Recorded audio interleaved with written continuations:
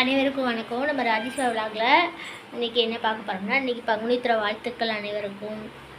எல்லோரும் குலதெய்வம் கோயிலுக்கு போவாங்க. இன்றைக்கி பங்குனித்திர அன்னைக்குன்னு நாங்கள் போவோம். எங்கள் பாவா ஊரில் இல்லாதனால வீட்டிலையே சாமி கும்பிட்டுருக்கோம். அங்கே சாதம் பாப்பாவுக்கு ஸ்கூலு ஸ்டடி நடந்துகிட்ருக்கு, அதனால் போக முடியாது. சாதம் காலைல வச்சுட்டேன், பருப்பு வேக வச்சு எடுத்து வச்சுருக்கேன். அதுக்கப்புறம் காலிஃப்ளவர் வேகுது. இதில் வந்து சக்கரை பொங்கலுக்கு வச்சுருக்கேன். நட்ஸ்லாம் ஊற போட்டு வச்சுருக்கு. வாசல் ரெடி பண்ணி வச்சு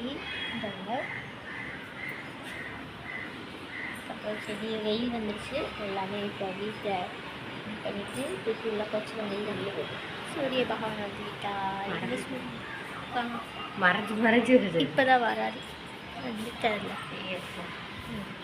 வெயில் இருக்கு, நான் உள்ள கொதிக்க வேண்டியதான்.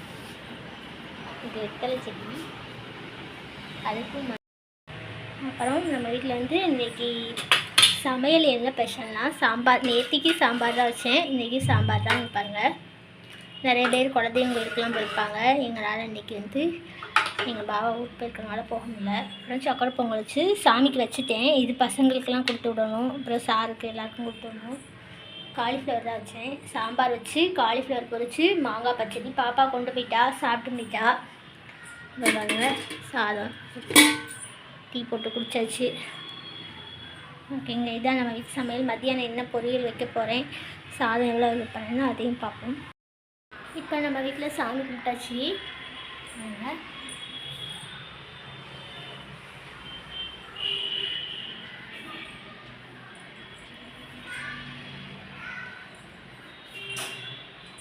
துளசி செடிக்கு நெய் தீபம் தான். சக்கரை பொங்கல் தான் வச்சுருக்கோம். சக்கரை பொங்கல் ஆறுப்பழம் வச்சு கும்பிட்டாச்சு. அச்சுவல் வந்து எங்கள் குலதெய்வம் வச்சு கும்பிட்டாச்சு. இன்றைக்கி மாசப்பிறப்பு வேறு. இன்றைக்கி எல்லாருக்கும் புதன்கிழமை வேறு. நல்ல நாளாக அமையட்டும்.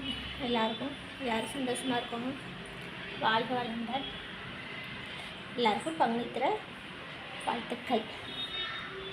எங்கள் வீட்டில் பங்குனித்திர ஸ்பெஷல் சாமி கும்பிட்டாச்சு சக்கரை பொங்கல் வச்சு. இப்போ விளக்கிட்ட வந்து எல்லாம் அலங்காரம் பண்ணி வச்சாச்சு. பூ கட்டி வச்சுருக்கு, இப்போ போட்டுருவோம்.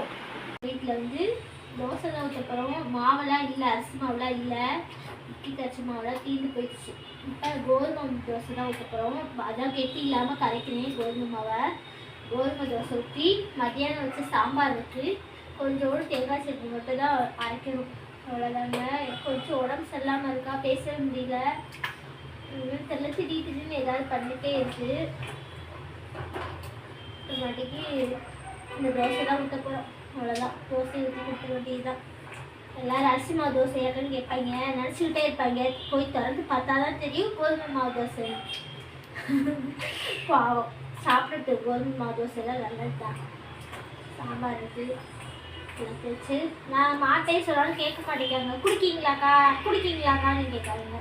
சரி, கோதுமை மாவு தோசையை கொடுத்துருவோம் அப்படின்னு நினச்சிட்டேன். ஓகேங்க, இன்றைக்கி தான் நம்ம வீட்டில் சாப்பாடு. பாய்.